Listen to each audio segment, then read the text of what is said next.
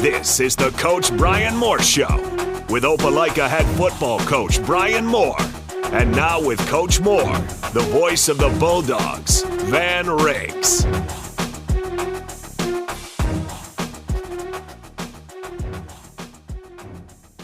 Moore Show. I'm Van Riggs alongside Coach Bryan Moore, getting ready for some Thursday night high school football at Montgomery's Crampton Bowl. And Coach coming off of a emotional win, I know, to lock in a playoff spot in 7A for the first time in school history. Not only lock in a playoff spot, but home field advantage that number 2 seed. I know it was a good Friday night. Oh, it was huge. I mean, obviously proud for our kids and community, and anytime you win one of those rivalry games, and obviously with all that was at stake, Friday night's a special night. The whole thing, man. Bulldog Stadium packed out. I appreciate your help with that on the radio and everybody involved to try and get people here. But it was a great crowd. I thought that the crowd gave us great energy when we needed it, and really made a difference in the game on some of those third and fourth downs. We were really good on conversion percentage deals defensively. I thought we was our best night. They were 33% on third and fourth down. So that's a good night for us. We got off the field, had some huge stops in the game, created turnovers obviously, but massive to be at home, massive win as far as the playoffs are concerned. And obviously anytime, you beat those guys, you got to feel good about it. And so, because they got a great team. This team, you got to think back now. I mean, I know that they had lost to Auburn, but it was by 4 or 5 points. Before that, they had won like 17 straight games, and a state championship. It's a good football team that came into Bulldog Stadium. And so, again, huge step for our program, and one that I think will propel us as we move forward. Yeah, and I think they'd won 7 of the last 8 against Opelika, too. Wow. Now you've won 2 of the last 3 against them. So, hey, that's a pretty good turn. I like that. For sure. Well, I knew 2 years ago they played them really well at home, and one in overtime. And so, I think our kids, one thing about them is they don't worry about who we're playing. It doesn't, for our guys, playing them all the way from the time they're in youth league all the way up through, 7th, 8th, 9th JV and varsity. I mean, it's just I don't want to say it's another game, because it's really not, but they're not intimidated by that. Our Opelika kids have never been. We expect to win every time we go out there, and and they do too. And so, and I think the game kind of shows you that. We go up 17-0 in the game, and they kind of bring it back, and we've got to figure out a way to finish people a little bit better, both Enterprise and Central. Obviously proud of the result, but how do we finish those games? But those good teams just don't go away.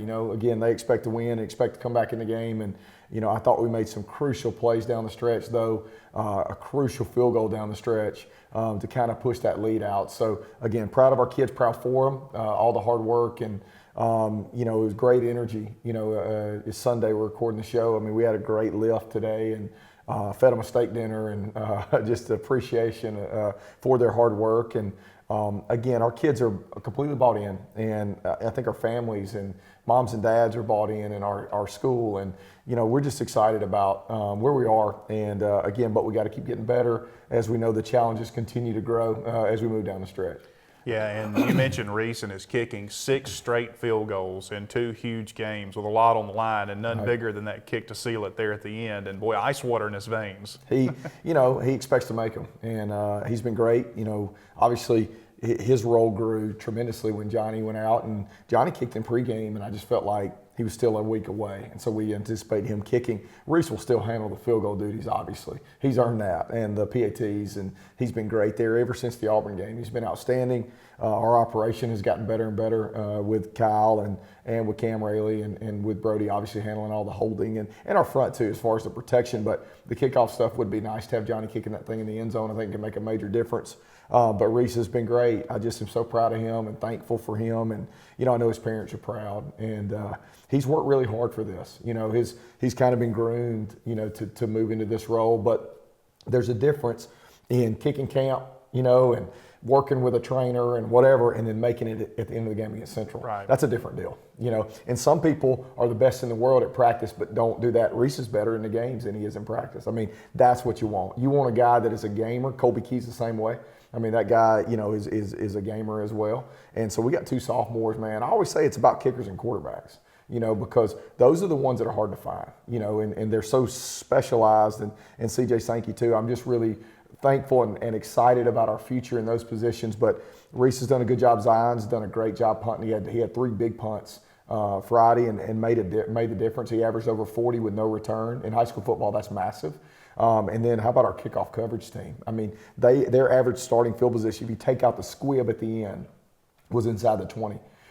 So we get a penalty at half, which was not our band's fault. We get a penalty at half, so we had to kick off from the 35, and we still keep them inside the 15 from kicking off from the college 35. Think about that. Wow. We rallied down there and covered, and so just really pleased with Coach Ferguson and the job he's doing, and obviously like Reese is balling out, but so is Zion and those other guys. Defense, what a night they had too. I mean, you got 2 takeaways, one to seal it, and then Keevian with a huge interception there in the game too. I thought Keevian played his best game. I mean, I'm not more proud of any kid in this program than Keevian King. You know, he was the very first kid I met with when I got here. I called him in. I said, "Man, what a cool deal this is for both of us that I'm meeting with you. You're the very first person to come in this office." And I said, "Because I think this team goes as you go. You know, you can positively or negatively impact this team by the way that you treat people, by the way that you lead." And I said, "I need you to be on my side. And you don't know me, you have no reason to trust me." And I said, "But I need you to be that guy for me." And I just love that kid and his mom and just the type of young man that he's becoming.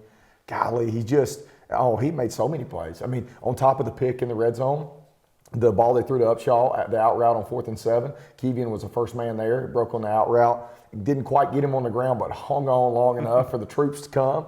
And, you know, he's just an outstanding person and one that has taken me some time to continue to grow as far as my trust in the things that he's doing on the field. But, you know, because we talked about the back end, you know, and, right. You know, the being right and having eye discipline, he's starting to really do that, and I'm just proud of him. What a great defensive call, too, on that 4th down play you mentioned where, I mean, the game's in the balance there, and you got to make a stop on that 4th down. Well, I felt like Coach Massey is really, you know, dialed in really the last 3 weeks. Man, it started at Dothan. I mean, they had a great game at Pike Road as well, and he's done a great job all year. We're giving up 12 points a game. Right. In 7A football, that's pretty doggone special. Hold Central to 14. That's pretty crazy. I mean, unreal. I think they averaged well over 30 points a game. There's no question. Yeah. Auburn to 28, which 2 of those were late. That's the lowest output for them. And, you know, I thought we could have been better. And it was 14 through the whole ball game, even with them. But, you know, I think that he's done a great job of starting to really understand his players and their skill set. Obviously, a lot of guys came back from last year. So Adam had a great understanding of, you know, what a guy could do, but he's putting them in spots to be successful. You know, he's doing a good job of getting Amari matched up with a guy or Malik on a center, you know, and he's put these guys in good spots, and he's doing a good job of mixing. You know, I know Coach McCracken kind of gets going on the 5-man pressures or wanting to bring forward. I haven't heard any of that. Only 3 guys rushing, and but you got to mix it. You know, that's the key when you play a quarterback like the Alford kid, and you play a head coach like Patrick Nix. You got to mix it. You can't show him the same look. Coach McCracken, I think, is a zero blitz guy. I mean, bring everybody. You know, bring the house every time. As that game gets going, you know, we'll bring more pressures. But you know, I've been really thankful and excited to see what Coach Massey and not only Coach, his staff, you know, have brought to the table. They're just doing such a great job. And then I'll be honest, not only that, the complementary football that we're playing. Right? It's one thing to play really good, have a great defense, but also to play to that defense. So like what JD's doing with the offense. Look, I want to make explosive plays and score 40 a game, but that's not our recipe. Yeah, of course we want to, right. You know, but against good teams, we can't keep giving them the ball back. We got to keep our defense off the field, run the football. When we get a lead in the second half, we're going to milk that thing, man. You know, we're going 4-minute offense. We're going to snap it with 2 seconds on the clock, and then we're going to win the kicking game. You know, that's our recipe, and I think it's always been Opelika's recipe, but Coach Massey's doing a great job. Ferguson, you know, J.D. Atkins doing a great job, and then all of our position coaches, man, Tommy Traylor and all those guys, and I know I can't name them all, but, man, they're doing such a great job. They're completely bought into, and I just am so thankful for them and the way they stayed the course, you know, and have done the things I've asked them to do, man. Just, it's been great. And so there's a lot of people to thank, and those coaches are certainly doing a great job. One of the most intriguing offseason hires, I think, of course, Coach, you coming here to Opelika, but Bobby Carr going to Carver. I know everybody was really going, boy, this will be interesting. I mean, the things he did in the ASA at Edgewood and Autauga Academy, and he just, you know, coming over to Carver, everybody wanted to see how it would move over. And boy, he's been really good this season. He's been a touchdown or a play here or there from being almost undefeated. He's been a Grand Slam hire, you know. And I think a lot of Coach Carr. I mean, I've seen his body of work, you know, in many different ways throughout my life. Actually, I've known him for a long time, and he is. if anybody could manage, the staff-wise, Carver doesn't have the size staff that I have, or Auburn, or some of those guys, and so they're working on that, and they're going to give him what he needs. But he's managing a lot of pieces right now. He and I talked on Saturday actually, and he's managing a lot of pieces to the puzzle by himself. But if anybody can, he can. Right. Coming from the AISA, you just don't have a lot of help. I've worked in that life before, and you just don't have a lot of guys. You don't have 12 varsity coaches. You don't have a ninth grade staff and a middle school staff. You got to do it all. And he's doing that right now, and I know he'll build that, but he's done a tremendous job. I thought they should have beat Enterprise. I was at the game, and I thought they were better than Enterprise, and I thought they should have won the game. We all watched Central, on the Jumbotron the night after the Enterprise game, and I thought they should have won that game. They had 3 touchdowns called back in that game at Central. And then, Auburn's really talented and kind of overwhelmed them a little bit, but then they fought back, got it at 22-14, had a chance to win. I don't know how to say it, but there's no reason that this team should not be a playoff team that we're playing. This team that we're playing Friday night is as good as any team we play, or Thursday is as good as any team we play this year. They're more talented than Central on the perimeter. They're more talented than Auburn on the perimeter. They have big skill guys, an A&M receiver, Alabama running back. They've got long defensive guys that can run and tackle. He's done a good job in their special teams. Usually you think, we'll overwhelm them with our kickers. No, not this year. They've got kickers that making field goals. The guys kicked in the end zone. They cover good. They've got a great kickoff return scheme, doing a great job with it. And then, of course, you kick it to Turbo or one of those guys back there, they'll house call that thing. So this is a different Carver team. He's done an incredible job. And not only just the on-the-field stuff. Think about the off-the-field stuff. You take 2 schools that played each other their whole life, and you put them together. So he's managed that as well, And so he's just a great coach, man. And obviously he's won 1 million games over his career. And look, a winner's a winner. When you know how to win, you just do. And that's what he's done at Carver. And so I'm a little concerned with that with our players, because of what happened with Central and the way that, we won the game and finally got ourselves into the playoffs here, going to host a playoff game. This game matters. Every game, and I told our coaches that, and they're worried about it. And I said, but I'm going to tell you this. I've never had a team that got so complacent they didn't go play hard, though, ever in my career. I fully anticipate us to play well, but I do want our kids to understand we've never been here. Like, this senior class hasn't been in this position. And I need them to continue to understand this game matters for those next 4. How you play in this one matters through the bye week, and then how you start your playoff run. And if we don't play well, it can really hurt us, and it can crush the momentum that we have going right now. So back to your original question, Coach Carr's a great coach. He'll have them ready to play. It's senior night for them, and it'll be a big game, and it can sort of, get them back as far as a momentum deal to finish their season the right way. But to say this team's not a playoff team is a joke. And I don't know how we fix this, right? But we've got 6 teams in our region that should be playoff teams. 6 teams that could go beat most people's, playoff teams. Absolutely. Carver, Montgomery could beat anybody in this state on any night. And for them to be sitting at home is a joke, and we've got to reevaluate that. Yeah, you're absolutely right. And barring a huge upset of Smith Station knocking off Enterprise, I know they will be out of the playoffs. There's really nothing they can do about it, win or lose Friday night. So those seniors are going to come out playing hard on Thursday for Central, or for Carver. There's no doubt. And again, not only is it senior night, but it finishes a great season for them. Yeah. First one in 7A for them as well, like us, going through that. But putting those kids together, them playing at a really high level, having some great wins on the year, going to Dothan and winning, great win on the road, and being right there in those other games, all 3 of which they could have won. Again, makes it scary for me and our team for Thursday. But it'll be a fun night, and we need to go play well against another, top 10 team in the state. All right, quick reminder, your weekly lunch will be on Wednesday this week at noon until 1, First Baptist Church, Opelika in the 316 Center. Same deal as always, and I think you're bringing some special teams guys, and fitting after their big performance. And no doubt, we'll bring Zion Reese and Cam Rayleigh, and we've got others, Brody and those guys, they've been already with the receivers, and Jamari with the receivers. So our specialists, I knew they were going to be good, but they've exceeded my expectations. For Reese to come in and kick the way he has, especially with Johnny, being out, if we can get Johnny back and we can get Bennett Young back, because Bennett's been a returner for us too, as far as a punt returner, and can help Jamari in that way.